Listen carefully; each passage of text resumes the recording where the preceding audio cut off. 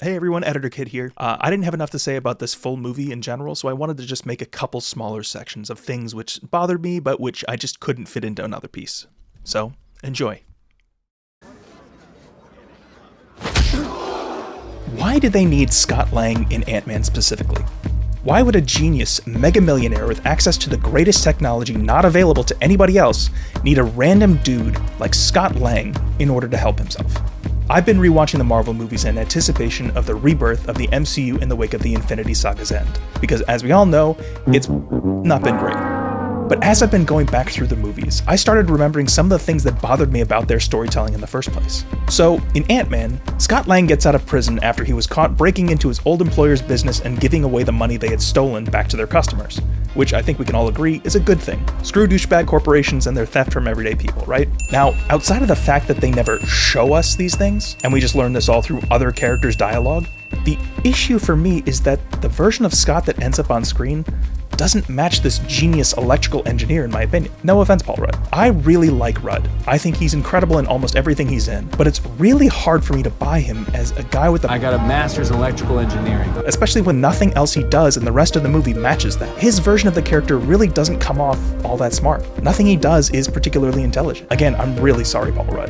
The only time Scott even attempts to use his expertise in this field is the first time he breaks into the room with Pym's vault.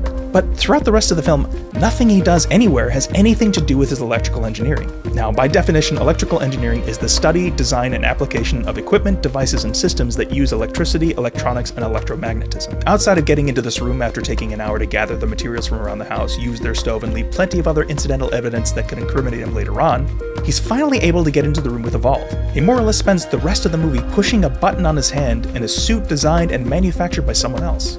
Now, if they hadn't spent so much time harping on his backstory in the dialogue, then I wouldn't have noticed this detail. But as it is, it really just feels like he was miscast. No offense, Paul Rudd. So the question is, why did it specifically need to be Scott? Listen to me. Now, the main reason I don't buy Paul Rudd as a genius electrical engineer is that they almost never utilize even a hint of his skills throughout the rest of the movie. Literally, everything which would or could require any level of electrical engineering knowledge is planned by someone else. The first heist is planned by Luis and his pals. Pym plans the Avengers facility heist, then Hank, Hope, and Luis and company plan the final battle. All Scott does is act as the physical burglar and wear the suit.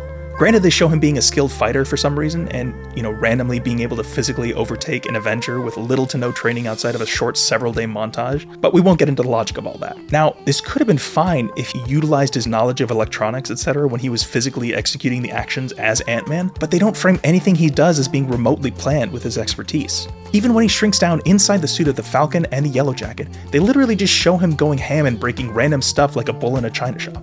Now, the way you quickly fix this is by making his actions in these scenarios feel more targeted, particularly in moments when he's not in immediate danger. For example, when he was fighting Falcon and shrinks inside of his suit, he could have been saying stuff that would allude to him searching for specific systems to target, like, flight controls, or targeting systems, you don't need those, or like when he's trying to disable the data center. It's too easy. There's no dramatic tension or additional obstacles he faces that allow him to test his skills as an electrical engineer. Now, one idea is during the break-in, not enough of the electrical ants made it through the obstacle course to be able to take out the whole system in one fell swoop like they planned. So Scott needs to figure out how to utilize the ones he does have to get the job done. But they don't do that. They just show the ants blowing up everything without even a shred of dramatic tension. Now, with all this said, there is a time when it makes sense for Scott to lose his cool and to not be as targeted as he should have, and that would be in the battle when his daughter was in danger. Now, this is the only time where it would make sense for him to be a little less selective in his attacks, but it would still have been good for Scott to announce that he was looking for the shrinkage regulator or something like that. Otherwise, we just see the main bad guy shrinking into nothingness out of nowhere. Maybe I'm just thinking about this too much, but I just think that making tiny adjustments which don't derail the story but give insight into the character's thought process are really powerful moments and would help people like Scott seem smarter and a better choice for the character. And the strange part is that I feel like in every other Ant-Man movie or scene, they completely forget this part of his background. Everyone else is just way smarter, way stronger, way faster, and better than him. He's a really good guy, but he's just not special outside of having the suit. And there was this abstract expressionism exhibit. But you know me, I'm more like a Neil Cubist kind of guy, right? But there was this one Roscoe that was sublime, bro. Oh my God. Luis, Okay, sorry. Ant-Man could have been so much better if it had been directed by Edgar Wright. If you didn't know, Edgar Wright, the director of movies like Shaun of the Dead, Hot Fuzz, Baby Driver, and more, was set to direct the movie before he pulled out of the project over creative differences with Marvel. Eventually, they hired a replacement director in Peyton Reed, and look, I think he did a fine job, but the movie could have been a 10, and it ended up being a 7, in part because of the DNA that Edgar and his writing partner Joe Cornish baked into the movie. Now, nowhere is this more obvious than Luis's dialogue and stories. This is the most Edgar Wrighty thing that's left within the movie, outside of his action sequences, which were lifted from a test Edgar had done years before. In filmmaking, there's an age-old adage, show, don't tell, which I think is fairly self-explanatory. If you can make some type of exposition more visual, you should do it because it makes things more interesting for your audience. In Ant-Man, they do this through a really fun and quirky dialogue style. Luis is an overly positive, easily excitable character who speaks at a fast pace throughout the movie. So in order to capture that, whenever he's telling a story, they film a reenactment. We see a version of the events through Luis's excitable perspective, where each of the characters within it is mouthing along to Luis's exact cadence and excited inflections. And while this is happening, the filmmakers add in really interesting visual flares like whip pans and quick dollies, and it's always a treat when they do this. The only issue is that they miss out on one of the most interesting places they should do it, which is our introduction to Scott Lang. Right now, every single character who meets Scott makes a point of telling us what he did to end up in prison. From his friends, to the bad guy, to the cops, and even to the Baskin-Robbins manager he works with for like 2 seconds in the movie.